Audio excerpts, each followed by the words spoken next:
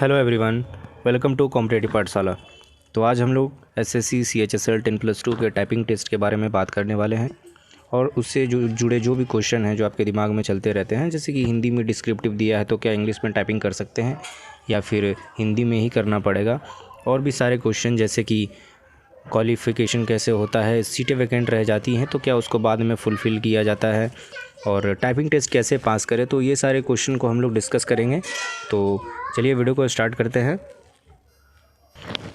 तो फ्रेंड्स, आप जैसा कि देख सकते हैं कि सीएचएसएल का जो एग्ज़ाम है वो सबसे पहले उसमें प्रीलिम्स होता है जो कि 200 मार्क्स का होता है, उसके बाद डिस्क्रिप्टिव होता है।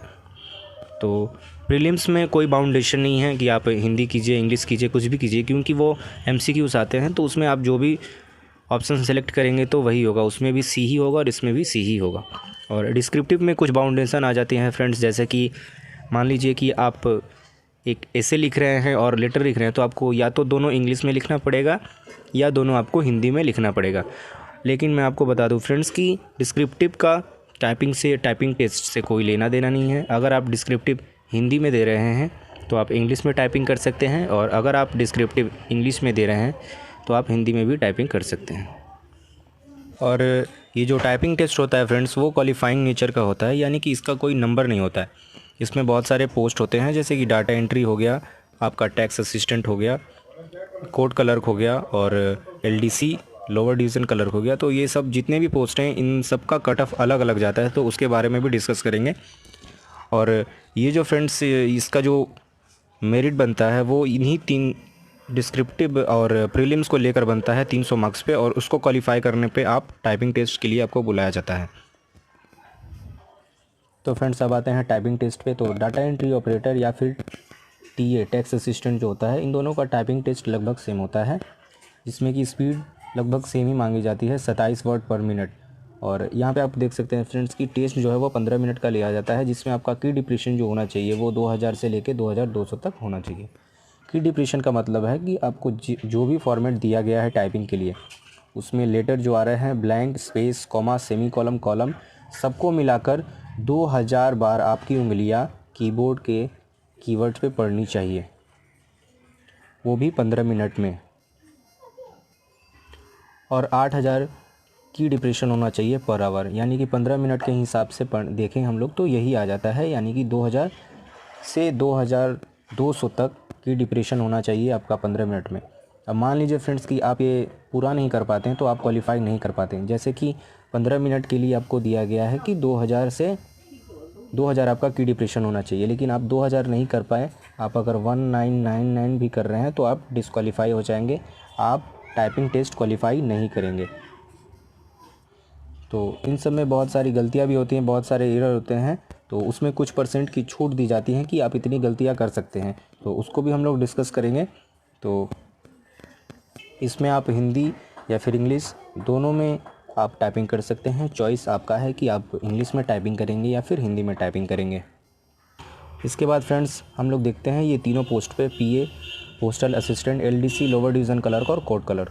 तो ये तीनों उन दोनों से अलग है, क्योंकि डाटा एंट्री और टैक्स असिस्टेंट के लिए आपका स्पीड 27 वर्ड पर मिनट होना चाहिए, जबकि इन तीनों पोस्ट के लिए postal assistant, LDC lower division clerk और कोड क्लर्क, इन तीनों पोस्टों के लिए आपका जो स्पीड होना चाहिए वो 35 वर्ड पर मिनट होना चाहिए।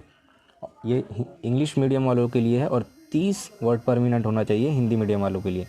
और यहाँ पे फ्रेंड्स आपको एग्ज़ाम के लिए जो टाइम बता दूँ, टाइपिंग टेस्ट के लिए आपका टाइम 10 मिनट रहेगा, 10 मिनट का आपको टाइम दिया जाएगा। और इसके पहले आपको 5 मिनट का टाइम प्रैक्टिस के लिए दिया जाता है, और उसमें आप देख भी सकते हैं कि कीबोर्ड सही से काम कर रहा है नहीं कर रहा है कुछ भी। उसके बाद आपको 10 मिनट का टाइम दिया जाएगा और आपका टाइपिंग चालू होगा, और 10 मिनट होते होते आपका टाइपिंग टेस्ट खुद पे सबमिट हो जाएगा।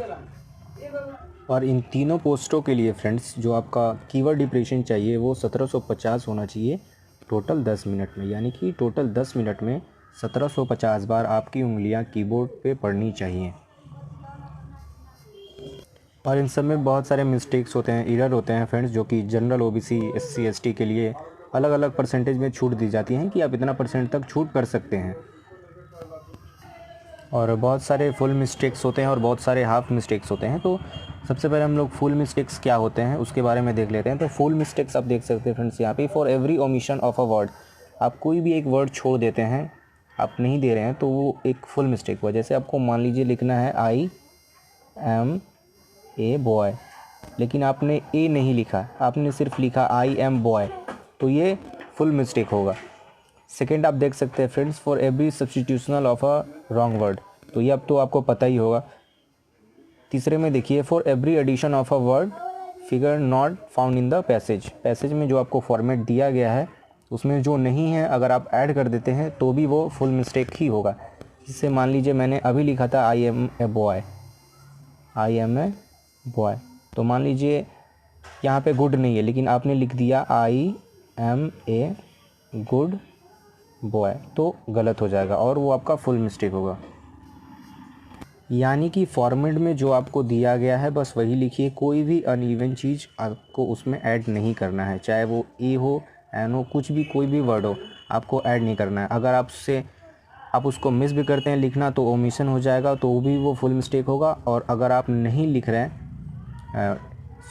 लिख भी रहे हैं कुछ अलग, जैसे कि मान लीजिए लिखना है राहुल इज़ गुड बॉय, तो मान लीजिए आपको ये लिखा हुआ है, लेकिन आप लिख दे रहे हैं कि Rahul is a good boy, तो ए आप खुद से मिला दे रहे हैं, तो ये भी आपका फुल मिस्टेक ही होगा।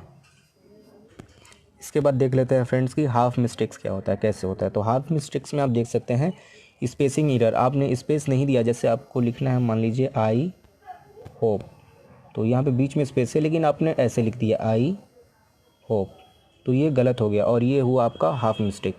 इसके बाद आप देख सकते हैं for every spelling error committed by the way of repetition और एडिशन ऑफ द ट्रांसपोजिशन और ओमिशन और सब्स्टिट्यूशनल ऑफ अ लेटर, जैसे आपको लिखना है स्पेलिंग लेकिन आपने ऐसे स्पेलिंग लिख दिया, तो ये भी हाफ मिस्टेक में आएगा आपका।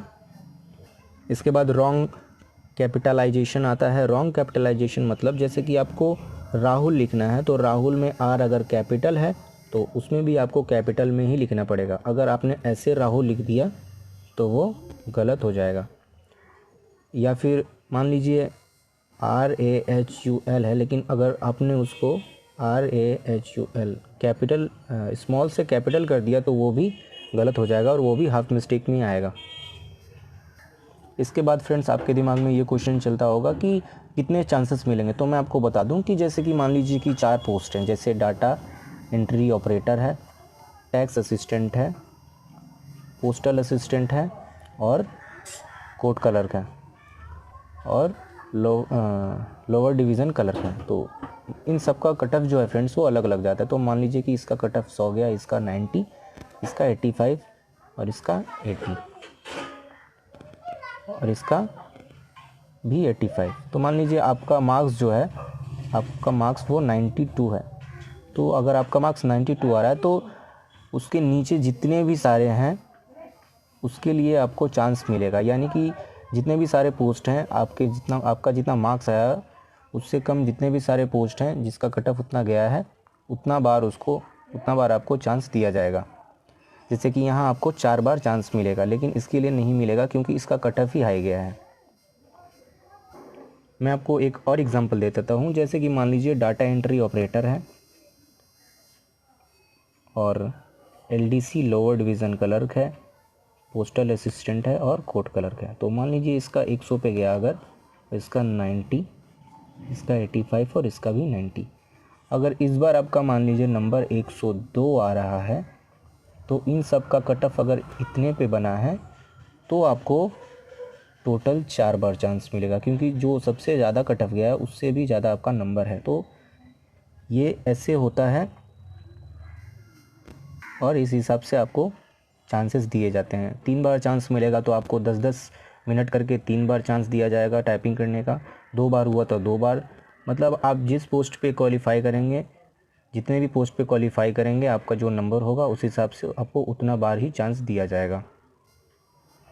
इसके बाद फ्रेंड्स हम लोग एरर देख लेते हैं कि एरर का परसेंटेज क्या होता है, मतलब कितनी गलतियाँ पे छूट मिलती है, कितने % छूट दिए जाते हैं कि इतनी गलतियाँ आप कर सकते हैं। तो एरर जो होता है ईरर में यूआर यानी कि जनरल के लिए 5% छूट चाहिए, एससी या एसटी के लिए आपको 10% दिया जाता है छूट की, आप 10% गलतियां कर सकते हैं, और ओबीसी के लिए 7% छूट होता है। तो फ्रेंड्स वो परसेंटेज निकलता कैसे है, तो मान लीजिए इसका ये फार्मूला है, इस फार्मूले पे निकलता है। जैसे नंबर ऑफ़ एरर्स, जैसे मान लीजिए आपने 100 गलतियाँ की हैं, और नंबर ऑफ़ की डिप्रेशन यानी कि की डिप्रेशन मान लीजिए कि 2000 है इंटू 100, तो इसको हम लोग अगर सॉल्व करेंगे तो आपका आएगा 5%। तो इस अगर आपने 5% गलतियाँ की हैं तो इसमें जनरल का भी हो जाएगा, ओबीसी का भी हो जाएगा, एससी एसटी का भी हो जाएगा।